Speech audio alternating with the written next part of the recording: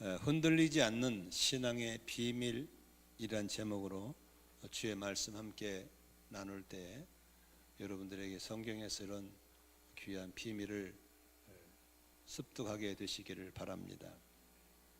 얼마 전 마라톤 동호인들이 모여서 마라톤 경주를 하는 걸 봤습니다.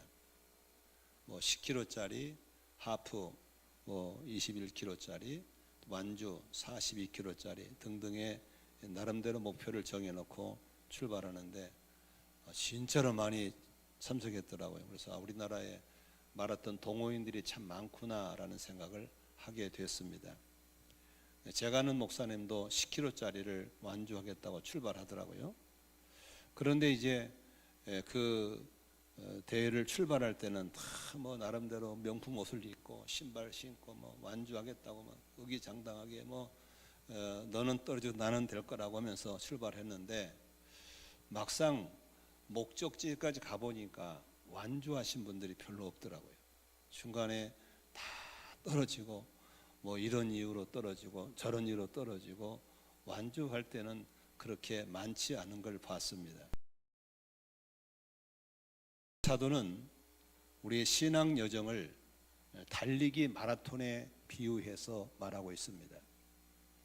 사도행전 20장 24절에 그러나 내가 나의 달려갈 길을 다 달리고 주 예수께 받은 사명 곧 하나님의 은혜의 복음을 증언한 일을 다하기만 하면 하면서 나의 달려갈 길이라는 말을 쓰고 있습니다. 빌립보 교인들에게는 이렇게 편지에 썼습니다. 3장 14절에 그리스도 예수 안에서 하나님께서 위로부터 부르신 그 부르심의 상을 받으려고 목표점을 바라보고 달려가고 있습니다 라고 얘기를 했습니다. 에베소 교인들을 향해서는 나의 달려갈 길이라는 말을 썼고 빌립보 교인들에게는 나는 달려가고 있습니다 라고 표현한 것은 바울 사도는 인생의 신앙인 생활을 달리기로 비유하고 있다는 사실입니다. 그런데 바울 사도가 인생을 마치고 인생을 마무리할 유언할 쯤에 자신의 믿음의 아들이고 제자였던 디모데에게 두 번째 편지를 썼을 때 4장 7절에 이렇게 얘기합니다. 나는 선한 싸움을 싸우고 달려갈 길을 마치고 이런 표현을 합니다. 다시 말하면 바울 사도는 신앙생활은 하나님이 세우신 목표를 향해 달려가는 것이고 그 달리기를 끝까지 달리는 것을 완주라고 하는데 바로 바울 사도는 신앙의 완주를 마치고 오늘 디모데후서 4장 7절에 이제 뭐라고 합니까? 한번 같이 그 멋있는 걸 읽어볼까요? 나는 선한 싸움을 다 싸우고 달려갈 길을 마치고 믿음을 지켰습니다. 이제는 나를 위해서 의의 면류관이 마련되어 있으므로 의로운 재판장이신 주님께서 그날에 그것을 나에게 주실 것이며 나에게만 아니라 주님께서 나타내 삼하는 모든 사람이 주실 것입니다. 완주해서 이제는 면류관을 받게 되었다라고 얘기하면서 이것은 나만이 아니라 나처럼 신앙의 경주를 향해서 완주하는 사람에게 동일한 은혜가 있을 것이다라고 얘기하고 있는 것입니다. 그런데 달리기 할 때 많은 사람이 중간에 중도 포기하는 걸 많이 봤습니다. 저는 지난주 수요일 날 부목사님의 설교를 들으면서 참 은혜를 많이 받았습니다. 저는 그 설교 들으면서 이 설교를 우리만 듣기는 너무 안타깝다라는 생각을 많이 했습니다. 근데 참 재미있는 것은 그 설교를 안 들어도 될 사람들은 다 앉아서 아멘하고 있고 꼭 들어야 할 사람들은 기가 막히게 안 나오더라고요. 참 이게 아이러니컬해요. 그래서 유튜브에 설교를 올려놨는데 찾아본 사람은 그나마 다행이지만 그것도 씹고 넘어가 버리면 어쩔 수 없죠. 거기서도 부목사님이 완주에 대한 얘기를 했어요. 근데 이 완주하다가 포기한 사람들의 공통점은 큰 문제로 포기하는 게 아니야. 사소한 문제로 틈이 생기는 거예요. 관계에 틈이 생기고 관계의 틈이 생기다 보면은 공동체와의 틈이 생기고, 공동체를 떠나고, 공동체를 떠나는 끝나는 것이 아니고 아예 하나님을 떠나버리는 사람들이 의외로 많다는 거죠.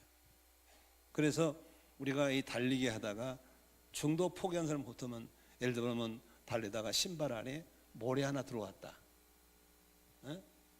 아니면 뭐 약간 근육통이 왔다, 뭐 이런 사소한 문제가 생기겠죠. 그러다가 그것을 통해서 점점 커지다가 에이 관두지, 여기까지지 하면서 중도 포기할 때가 있다는 것이죠. 그러면 바울 사도는 인생의 마라톤에서 그렇게 포기하고 싶을 때가 없었을까? 왜 없었겠어요? 환난이 있었고, 시련이 있었고, 억울함도 있었고, 진짜 여기까지구나 라고 하는 한계점도 있었을 거예요. 그러나 바울 사도는 그걸 넘고 또 넘어서 완주했거든요. 면류관 받았거든요. 그리고 이겼거든요. 그러면서 오늘 골로새 교인들에게 옥중선수 쓸 때 이렇게 하면 흔들리지 않고 이렇게 하면 완주할 수 있다라고 하는 것을 나름대로 신앙의 비밀을 주신 거예요.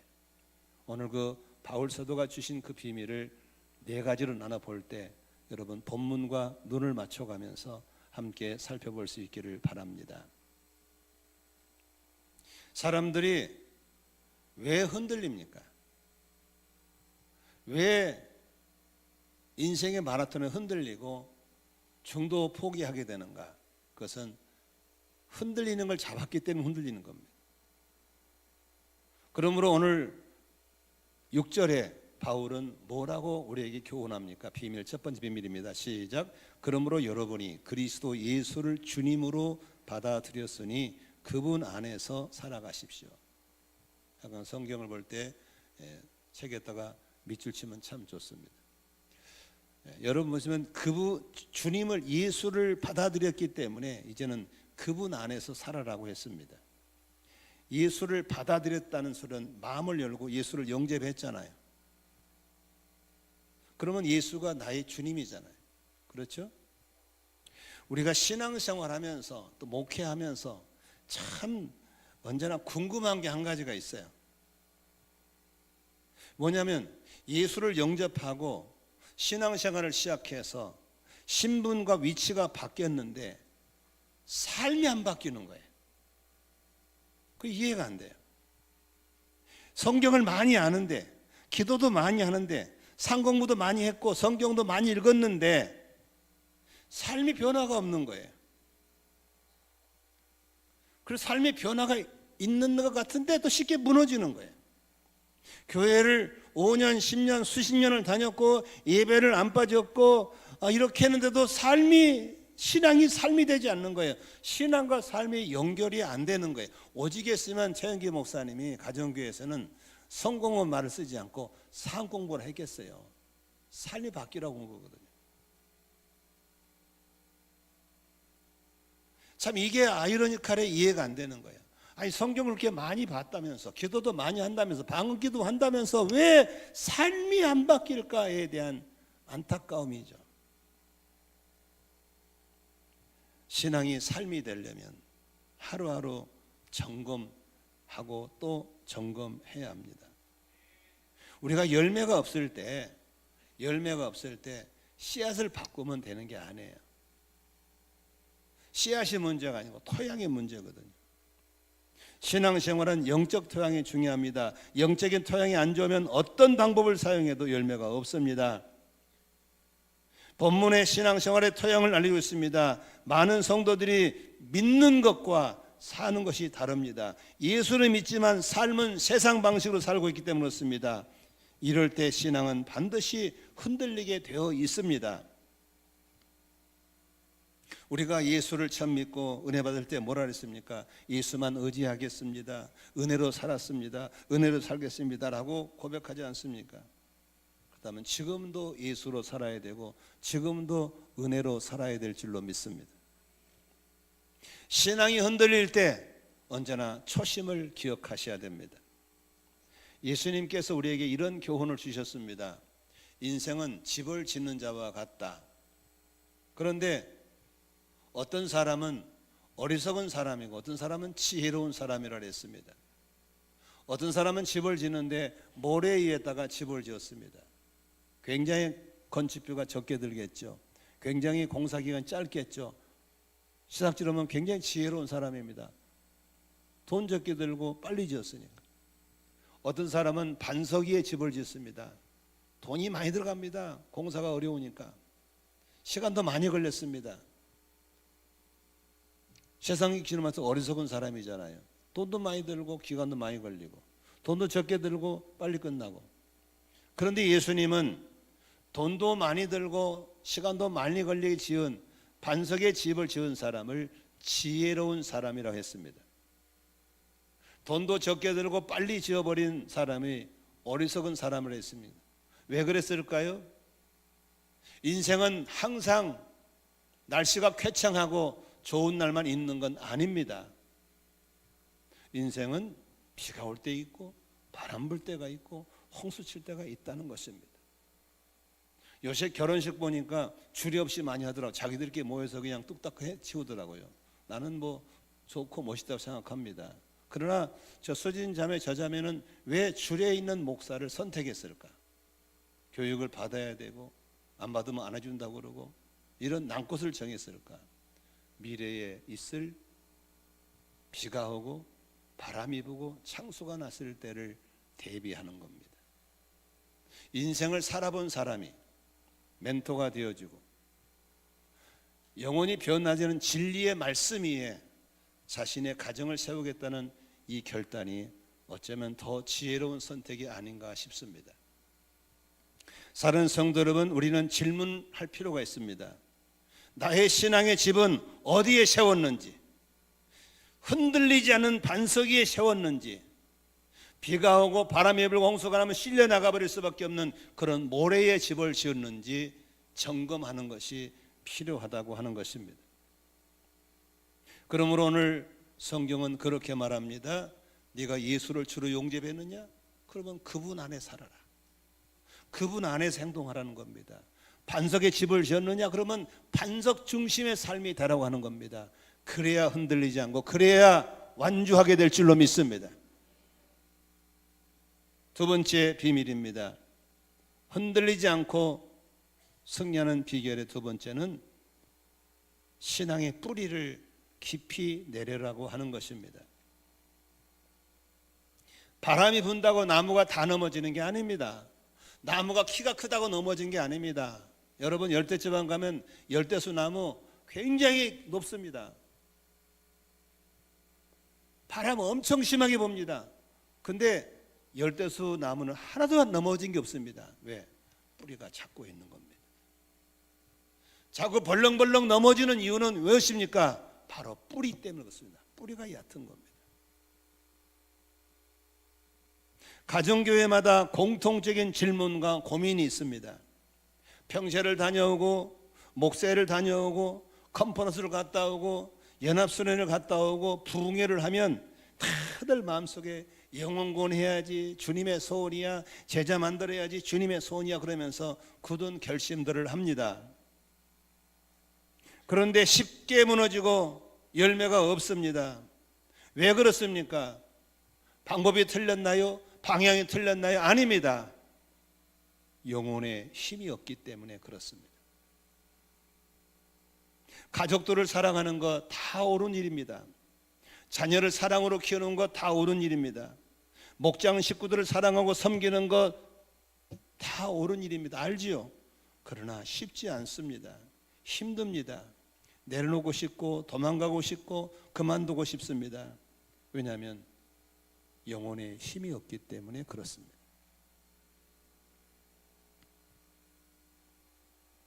너무너무 오랫동안 기다렸던 하나님의 사랑을 깨닫고 나면 우리는 울 수밖에 없고 그 사랑을 통해서 뿌리내린 신앙이 우리가 이걸 이겨내게 할 줄로 믿습니다. 오늘 일부 예배 때 경상도 문경에서 한 분이 오셨습니다. 안산의 고잔동에 여동생이 믿다가 낙심하신 분이 있는데 그분을 전도하겠다고 일부 예배 오시고 또 오후에 상고무 간다고 가신 분이 있어요. 보니까 어제 부탁했어요. 절대로 아는 척 하지 말아주세요. 동생이 도망갑니다. 알았다고, 아는 척 안 하겠다고. 그런데 보니까 딱 두 분이 보이더라고. 그런데 한 분이 계속 울어요. 찬양할 때 울고 설교할 때 울고. 왜? 하나님이 오랫동안 기다려주신 것을 아는 겁니다. 오늘 또 찬양 레파토리가 또 그런 찬양이었어요. 은혜, 은혜, 하나님의 은혜. 우는 거예요. 나를 기다리신 하나님, 나를 있는 그대로 받아주신 하나님, 용서하신 하나님, 대속하신 하나님, 진자리 만자리 갈아넣으시는 대속의 하나님을 기억하면서 그 사랑을 통해서 신앙의 뿌리를 내려야 될 줄로 믿습니다. 오늘 7절에 한번 같이 읽겠습니다. 여러분은 그분 안에 뿌리를 받고 세우심을 입어서 가르침을 받은 대로 믿음을 굳게 하여 감사의 마음이 넘치게 하십시오. 그분 안에 뿌리를 받고 뿌리가 깊어지고 깊어지는 영성을 통해서 힘이 생길 것이고 그 힘을 통해서 우리가 섬기고 사랑하고 가야 될 줄로 믿습니다. 땅 위로 올라오는 나무가 중요한 게 아닙니다. 이걸 지탱할 수 있는 뿌리가 얼마나 중요한지 모릅니다. 그러므로 이 뿌리는 한꺼번에 푹 내려간 게 아닙니다. 말뚝 박는 게 아니에요. 아주 천천히 날마다 내려가야 될 줄로 믿습니다. 그러므로 우리는 날마다 영성이 굉장히 중요합니다. 단순하게 반복적으로 지속하는 이 단반지의 영성이 정말 중요한 것입니다. 많은 사람들이 건강하고 싶지만 건강에 대한 착각이 있더라고요. 알부민을 먹으면 건강해진다고? 어제 뉴스입니다. 기자가 3주를 매일 먹어봤대요. 근데 전혀 효과 없습니다. 차라리 계란 흰자가 훨씬 낫답니다. 뭔 약을 먹으면 된다고 딥다 먹어야 됩니다. 안 됩니다. 건강은 한 방에 오지 않습니다. 건강한 사람의 공통점은 건강한 삶의 리듬입니다. 뿌리 깊은 신앙이 되려면 날마다 반복적이지만 똑같지만 끊임없이 뿌리 내리는 자기 점검이 있어야 됩니다. 첫 번째로 찬송을 부르세요. 매일 찬송을 부르세요. 찬양 가운데 하나님께서 임하실 줄로 믿습니다. 찬양 가운데 영적 전쟁에 승리할 줄로 믿습니다. 찬양 가운데 하늘이 열리는 겁니다. 그렇게 전문가처럼 악보를 모른다 할지라도 그냥 할렐루야가 찬송이고 주님께 감사가 찬송이고 우리가 하는 방법대로 찬양하면 되는 겁니다. 저희 부부는 간혹 태안에 가면 산 밑에 농막에 시설이 횡령합니다. 농막에 농사 짓다가 쉬는 장소가 농막인데 거기에 앉아가지고 찬양을 부르는 겁니다. 7곡 이상 소리라도 부르다 보면은 그 농막에 은혜가 충만해지고 산 밑에 은혜가 충만해지고 좀 있으면 황소개구리가 개굴개굴거리고 전봇대에 참새가 노래를 불러주고 얼마나 뭔지 몰라요. 여러분 찬양하십시오. 날마다 찬송 부르시기를 바랍니다. 매일 첫 시간에 뉴스를 먼저 보거나 유튜브를 먼저 보지 말고 주님을 먼저 대면하시기를 바랍니다. 오늘 시편 46편 10절에 이런 말씀이 있습니다. 너희는 잠깐 손을 멈추고 내가 하나님인 줄 알아라. 내가 문나라로부터 높임을 받는다. 내가 이 땅에서 높임을 받는다. 잠깐 손을 멈추고 따라합시다. 잠깐 손을 멈추고 하나님을 만나는 겁니다. 저는 아침에 눈 딱 뜨면 제일 먼저 하는 게 있습니다. 무릎 꿇습니다. 그리고 그분을 높여드리고 예수 그리스도가 나의 생명인 걸 감사하고 그분의 영으로 충만한 받기를 바라고 내가 꼭 하고 있는 것은 그분의 성품이 내 삶의 인격으로 흘러나올 수 있도록 그분의 능력이 사역 속에 은사로 흘러나올 수 있도록 그리고 천사를 보내셔서 나라의 연약함을 도와주시고 위험으로 보호해달라고 기도합니다. 남을 위해 기도하지 않습니다. 아침 시간은 나 자신만을 위해서 기도합니다.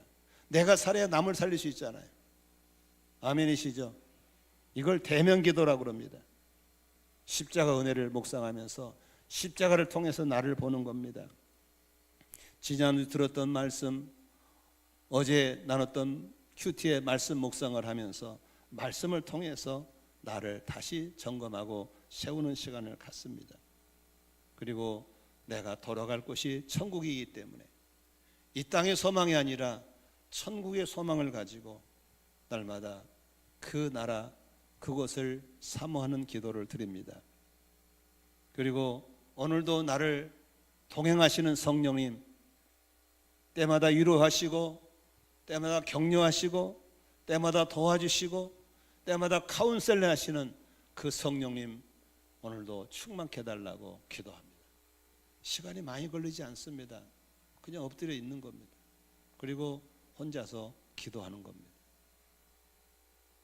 이것이 하찮은 것 같지만 날마다 쌓여서 하루가 쌓여서 일주일 되고 한 달이 되고 12개월 되고 1년, 2년이 돼가면서 신앙의 뿌리는 내려가는 겁니다.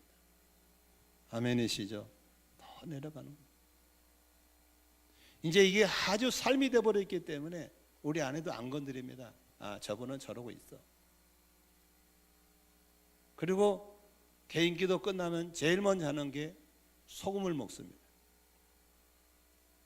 500ml짜리 반컵 뜨겁게 데피고 거기다가 소금 타고 잘 녹인 다음에 참을 확 부어가지고 그걸 냉온차를 마시는 겁니다. 온열차를, 소금물을 한 번에 마시면 문제가 있으니까 밥만 먹고 또 스트레칭하고 또 밥 먹고, 이게 아무것도 아닌 것 같지만 이걸 수년을 하면 피도 맑아지고 몸의 근육을 다 깨우고 쓰니까 근육통이 생길 일도 없고 쥐도 안 나고 너무 좋잖아요. 좋으면 아멘 좀 해봐요. 여러분도 해보라고. 여러분 하찮은 것 같지만 매일매일 쌓아나가는 겁니다. 아멘이시죠? 태풍이 오면 왜 나무가 무너지는지 아시죠? 바람이 쐬서 넘어지는 게 아니에요. 나무가 높아 넘어지는 게 아니에요. 뿌리가 얕으면 넘어지는 거예요. 그러나 뿌리 깊은 나무는 절대로 넘어지지 않습니다. 격까지는 부러져 나갈지라도 나무는 절대로 부러지지 않습니다. 여러분, 이렇게 뿌리가 깊어질수록 나타난 증상이 뭐냐면 감사입니다. 오늘 7절에 보니까 감사한다죠. 감사. 여러분, 무슨 좋은 일이 생겼다는 감사는 1차적인 감사입니다. 그럼에도 감사,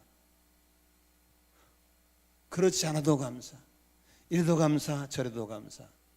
감사할 때 원수마귀는 떠나갈 줄로 믿습니다. 행복해서 감사하면 평생 행복하지 않습니다. 그러나 감사함으로 행복해질 줄로 믿습니다. 좋은 일 있으면 감사, 평생 안 따릅니다. 감사하면 좋은 일이 찾아올 줄로 믿습니다. 여러분, 뿌리 깊은 신앙이 되기를 원하시면 한번 아멘 하실까요? 여러분, 언제 나무가 뿌리 깊어진지 아세요? 매일매일 내려가긴 하지만 뿌리가 확 내려갈 때가 있어요. 그때가 비바람 칠 때입니다. 나무는 바람이 불잖아요. 그러면 안 넘어지려고 몸부림을 치고 뿌리가 밑으로 내려가게 되어 있는 게 본성이에요. 본성. 그러므로 사람들은 고난이 올 때 고난을 이겨내기만 하면은 뿌리는 내려가는 거예요. 고난은 뿌리가 뽑히냐, 고난이 뿌리를 내리냐는 기로에 있기 때문에 고난을 이겨야 될 줄로 믿습니다. 저는 이런 말을 씁니다. 고난을 낭비하지 마십시오. 고난을 낭비하지 마십시오. 이번에 어떤 분이, 페이퍼란 분이 암을 낭비하지 마십시오. 암 걸린 사람들에게 주는 권면입니다. 대부분의 사람들이 암이 걸리면 암의 노예가 돼 죽어버립니다. 그런데 암을 낭비하지 않고 잘 활용하면 암이 그 인생의 새로운 전기가 될 수 있다는 사실입니다. 고난은 우리를 불행하게 만드는 슬픈 일이지만 고난을 낭비하지 않는 비결은 이겨내면 뿌리가 밑으로 내려가는 거예요. 조개 껍질 속에 그렇게 모래가 들어가서 고통스럽게 하지만 그걸 이겨내기만 하면 조개가 진주가 되는 거예요. 못 이기면 썩어버린 거예요. 고난을 낭비하지 않기를 바랍니다. 고난이 왔을 때 점검하세요. 고난이 왔을 때 주님과의 관계를 점검하고 찬양을 점검하고 말씀을 점검하고 자신을 점검하세요. 남에다 떨리지 마시고 이유되지 마세요. 고난이 올 때는 말을 적게 하시고 기도를 많이 하세요. 그러면 뿌리는 더 깊이 내려가는 역사가 일어날 줄로 믿습니다. 바울 사도는 수많은 고난을 겪었어요. 그때마다 그 고난이 그를 더 깊이 내려가서 끝까지 완주하는 열매, 면류관 받는 신앙이 된 걸 믿으시기를 바랍니다. 세 번째로 흔들지 않은 신앙의 비결 가운데 중요한 것은 8절에 있습니다. 같이 읽습니다. 누가 철학이나 헛된 속임수로 여러분을 노획물을 삼을까 조심하십시오. 그런 것은 사람들의 전통과 세상의 유치한 원리를 따라하는 것이요 그리스도를 따라하는 것이 아닙니다. 무엇을 따를 것인가? 여기서 오니까 본문 보실래요? 2장 8절에 여러분을 노획물로 삼을까 조심하십시오. 노획물이 뭔지 아시죠? 도둑맞은 겁니다. 사로잡힌 겁니다. 우리는 무엇에 사로잡혔는가가 굉장히 중요한 겁니다. 그런데 많은 사람이 흔들리고 완주하지 못한 이유는 어디 있습니까? 잘못된 데 사로잡혀 있기 때문에 그렇습니다. 돈에 사로잡혀 있죠. 성공주의에 사로잡혀 있죠. 다른 사람과 비교에 사로잡혀 있죠. 쓸모없는 자존심에 사로잡혀 있죠. 그러면 흔들릴 수밖에 없습니다. 이런 걸 조심해야 됩니다. 너무 슬픈 얘기는 부산에 있던 큰 교회가 그렇게 목회를 크게 하시고 훌륭한 목사님이 갑자기 교회를 사임해야 되고 교단에 아주 존경받는 위치에서 동시 사임을 하고 온 교회가 어려움을 겪은 일이 있었습니다. 저는 참 마음이 아픕니다. 교회를 지나치게 크게 키우고 지나치게 영혼을 붙잡다 보니까 생긴 문제가 그렇게 되어버린 겁니다. 서울에 수십 년 동안 목회하면서 다 존경받고 수많은 제자를 뒀던 한 목사님도 목회 말년에 그렇게 슬픈 일을 당하고 물러나는 걸 봤습니다. 장기를 둘 때 내가 장기나 바둑을 때는 안 보이지만 남의 장기 바둑은 훈수가 보이잖아요. 보면서 저 목사는 왜 저렇게 했을까? 저게 교회가 아닌데 저렇게 하면 안 되는 데가 보이는 거예요. 조심하지 않았기 때문에 그렇습니다. 여러분, 우리는 조심할 게 참 많습니다. 무엇에 사로잡혀 있나요? 어떤 성도가 목사님께 찾아와 상담을 합니다. 목사님, 저 예수 믿고 신앙생활 하는데도 늘 마음이 불안합니다. 늘 마음이 불안합니다. 목사님이 하신 말씀이 왜 그럴까요? 답은 하나입니다. 예수는 믿지만 삶의 기준이 세상에 있기 때문에 그렇습니다. 지금 전쟁 여파로 경제가 흔들립니다. 세상의 기준은 사람들은 지금 자체가 흔들릴 겁니다. 수많은 약들이 나오고 병원에 세웠지만 건강이 흔들리고 있습니다. 수많은 사람들이 그렇게 소통이 편한 마음대로 전화하고 살 수 있는 시대가 되었지만 가족 관계가 흔들리고 있습니다. 어떤 사람은 신앙생활 자체가 흔들린 사람도 있습니다. 왜 그러냐면 기준이 잘못되어 있습니다. 흔들림을 잡고 있으면 흔들리는 겁니다. 흔들리지 않은 걸 잡아야 안 흔들릴 줄로 믿습니다. 여러분들은 오늘 8절에서 뭘 말합니까?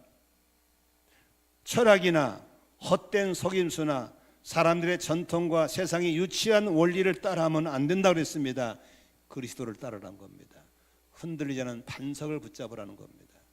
변찮은 말씀을 붙잡으라고 하는 것입니다. 그래야만 우리는 흔들리지 않을 줄로 믿습니다. 사람 보고 교회 다니나요? 하나님 보고 교회 다니잖아요. 사람 보고 믿나요? 하나님 보고 믿잖아요. 사람 보고 헌금하나요? 하나님 보고 헌금하잖아요. 코람데오 신앙, 하나님 앞에서의 예수 중심의 신앙을 가질 때 우리는 흔들리지 않을 줄로 믿습니다. 여러분들이 잘못된 데 사로잡혀서 완주하지 못하는 일이 없도록 늘 깨어있기를 주의 이름으로 축원합니다. 마지막 네 번째로 9절 10절에 이렇게 써 있습니다. 같이 읽습니다. 그리스도 안에 온갖 충만한 신성이 몸이 되어 머물고 계십니다. 여러분도 그분 안에서 충만함을 받았습니다. 그리스도는 모든 통치와 권세와 머리이십니다. 예수로 충만하는 겁니다. 저는 우리 인혁 집사 부부가 자주 부르는 찬송에 예수로 충만, 예수로 충만이 있거든요. 나는 그 찬양 부를 때만 그렇게 눈물이 나요. 예수로 충만해야 돼. 예수로 충만하는 거. 예수로 충만하는 거. 예수로 만족하는 것. 그분 안에 이미 충만이 있고 모든 게 들어있는 걸 믿습니다. 우리는 충만하지 않는 걸 붙잡고 찾고 있기 때문에 언제나 빈 깡통 같고 뭘 가져도 만족이 없는 거예요. 돈을 가져도 만족이 없고 명예를 가져도 만족이 없고. 그래서 우리는 끊임없이 내 속에 있는 자신을 비워내고 그분으로 집중하고 그분을 받아들이는 시간이 필요한 줄로 믿습니다. 가장 좋은 방법이 한 가지가 금식입니다. 금식. 금식은 나의 약함을 인정하고 굴복하고 자신을 낮추는 시간인 걸 믿으시기 바랍니다. 그런데 사람들은 금식을 잘 안 하거든요. 하고 싶지 않아서 하거든요. 그런데 잘 보세요. 금식을 왜 안 하냐? 뇌에 속고 있기 때문에. 잘 따라해 보세요. 내가 주인이냐 뇌가 주인이냐. 발음을 정가하세요. 손가락 가르쳐야 돼요. 발음하지 말고. 시작. 내가 주인이냐 뇌가 주인이냐. 누가 주인이야? 네? 저 한 번은 이러고 있는데. 다시 물을게요. 내가 주인이냐 뇌가 주인이냐. 내가 주인이죠. 그러면 잘 봐요. 아이 장르이 그게 아니라니까. 다시 보세요. 자, 잘 보세요. 내가 주인이에요. 뇌가 주인이에요. 네? 손으로 입으로 하지 말고. 내가 주인이죠. 그러면 잘 봐요. 이제 다음 중요합니다.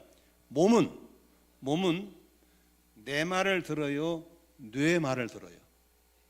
그렇죠. 여기서 문제가 온 거예요. 그래서 금식하려고 내가 결정하면 뇌가 속이는 거예요. 몸한테다가 야 금식하지 마. 몸이 해로워.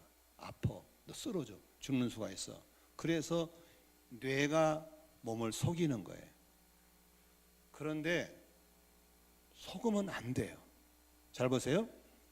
자, 우리가 맨날 먹으면 음식을 소화시키려면 일을 해야 되잖아요. 그렇죠? 그러면 몸도 쉬어야 돼, 안 쉬어야 돼요? 쉼이 필요해, 안 필요해요? 그러면 금식해야 돼요. 근데 우리는 못 쉬게 만들어요. 주구장창 먹어도 돼요. 그럼 이걸 일을 해야 돼요. 몸이 맨날 일을 하니까 피곤해 있는 거예요. 근데 간혹 정기 휴일을 주는 거예요. 몸에다가. 그러면 몸이 정화되고 좋아지는 거예요. 그걸 정말 잘 활용한 게 누구냐면 짐승들이에요. 개나 돼지는 아프면 먹어요, 안 아파요? 먹어요, 안 먹어요? 몰라요? 한번 키워봐요. 절대 안 먹습니다. 근데 몇 끼만 딱 금식하면 일어나요, 안 일어나요? 벌떡 일어납니다. 몸이 쉬니까 일어나는 거예요. 그러므로 우리가 금식하면 몸이 좋아져요. 정기적으로 한 끼나 정기적으로 하루나 이렇게 금식하는 거예요. 그러면 죽을 것 같아요? 절대 안 죽어요. 하나님은 얼마나 지혜로운지 우리가 그럴 날을 대비해서 몸에다가 이미 영양분을 보관해 놨어요. 그러니까 입이 안 들어오면 몸에 저장된 영양분을 먹기 시작하는 거예요. 절대로 안 죽습니다. 뇌가 거짓말한 거예요. 금식하면 죽는다고. 안 해요. 뇌 말을 듣지 말고 내 말을 들으셔야 돼요. 금식할 때 자신을 비우세요. 아멘. 자신을 비우면은 먹는 시간 줄이죠, 화장실 가는 시간 줄이죠, 설거지 시간 줄이죠. 시간이 많아요. 그리고 주님께 집중할 수 있어요. 아멘이시죠? 성경도 읽으시고 기도도 들으시고 찬양도 부르시고 주님께 집중하는 사이에 하늘의 충만함이 나를 덮을 줄로 믿습니다. 아멘. 그래서 영성의 사람들의 공통점입니다. 다 정기적으로 금식합니다. 다 정기적으로. 일주일에 한 번이건 한 달에 하루건 자기 형편에 맞게끔 몸을 비우고 주님께 집중하면서 그분의 충만을 받는 시간이 필요하다는 거예요. 부흥회를 의존하지 마세요. 컨퍼런스나 평세를 다녀온다고 확 바뀌니까 절대 아닙니다. 꾸준한 영성 관리가 필요한 줄로 믿습니다. 말씀을 정리하고 마치겠습니다. 질문해 보겠습니다. 지금 마음이 흔들립니까? 불안합니까? 부족함을 느끼고 있다면 여러분들은 위험한 겁니다. 신발에 모래 하나 들어와도 중도 포기할 마음이 생기는 겁니다. 그러면서 여기저기 아파올 때 에이 내 주제에 무슨 마라톤이야, 관두지 마, 가다 버스 타고 가버리지, 다 관둬버립니다. 그럼에도 불구하고 나는 완주할 거야. 나는 이 땅에 사는 게 목적이 아니야. 영원한 천국까지 갈 거야. 그래서 바울 사도처럼 나는 달려갈 길을 마치고 믿음을 지켰다, 의의 멸류관을 받으러 간다, 이런 멋있는 완주의 깃발을 꼽을 때까지 오늘도 우리의 반석의 털을 점검하시기를 바랍니다. 날마다 찬양과 말씀과 기도로 주님을 대면하고 감사함으로 고난을 낭비하지 않은 그런 신앙으로 뿌리를 더 깊이 내려가시기를 축복합니다. 수많은 거짓 정보들, 거짓 철학을 조심하셔야 됩니다. 예수가 아니면 우리에게 영원한 만족이 없습니다. 오늘도 충만하신 그분으로 충만할 수 있도록 예수로 만족하고 예수로 충만한 그 배우가 되도록 자신을 비우고 주님께 집중하고 그분도 공급받는 그런 황금 같은 시간들을 활용하시기를 바랍니다. 할렐루야. 이게 중요합니다. 저희 아내는 저녁을 먹지 않습니다. 만일에 먹은 날은 굉장히 힘들어합니다. 저녁을 안 먹으니까 영도 맑고 몸도 깨끗하고 웬만한 병도 잘 걸리지 않고 얼마나 좋은지 몰라요. 여러분, 우리 성도들이 개인 영성을 위해서 말씀 묵상과 금식이 깊이 자리 잡기를 주의 이름으로 축원합니다. 저는 뭐니 해도 김인중 목사님을 통해 배운 게 있습니다. 단순한 겁니다. 반복하는 겁니다. 지속하는 겁니다. 이걸 단반지라고 합니다. 그래서 단반지 회를 만들었습니다. 제가 초대 회장인데 지금까지 회장입니다. 여러분, 복잡은 안 됩니다. 단순하셔야 됩니다. 그리고 꾸준히 반복하셔야 됩니다. 그리고 지속하십시오. 영성의 뿌리는 내려갈 겁니다. 수많은 시련을 이겨낼 겁니다. 여러분 모두 다 완주의 깃발을 꼽는 그날까지 우리도 오늘도 단반지를 끼고 달려갈 수 있기를 축복합니다. 기도하겠습니다. 하나님 아버지, 우리 성도님들을 축복하셔서 오늘 말씀을 함께 나누면서 마음을 열고 귀를 여는 사람들에게 분명히 주님 말씀하셨을 것입니다. 감동이 되신 것 감사하고 불편한 건 회개하고 부담이 된 건 순종하면서 주께 더 나아가게 하셔서 영성의 뿌리를 깊이 내리고 흔들리지 않고 완주할 수 있도록 은혜 베풀어 주시옵소서. 여기에 계신 모든 분들이 천국에서 만날 수 있도록 완주의 깃발을 꽂게 하여 주시고 단 한 명도 중간에 실족하지 않도록 흔들리지 않게 하여 주시옵소서. 예수의 이름으로 축복 기도합나이다. 아멘. 주신 말씀 붙잡 합심으로 기도할 때 감동되신 건 감사를 받으십시오. 불편한 건 회개함으로 받으십시오. 부담이 된 건 순종함으로 받으십시오. 통성으로 같이 기도할 때 주님이 일하십니다. 기도하겠습니다. 하나님 아버지 감사합니다. 주님 안에서 신앙을 어떻게 찾아야 할지, 어떻게 내가 나아가야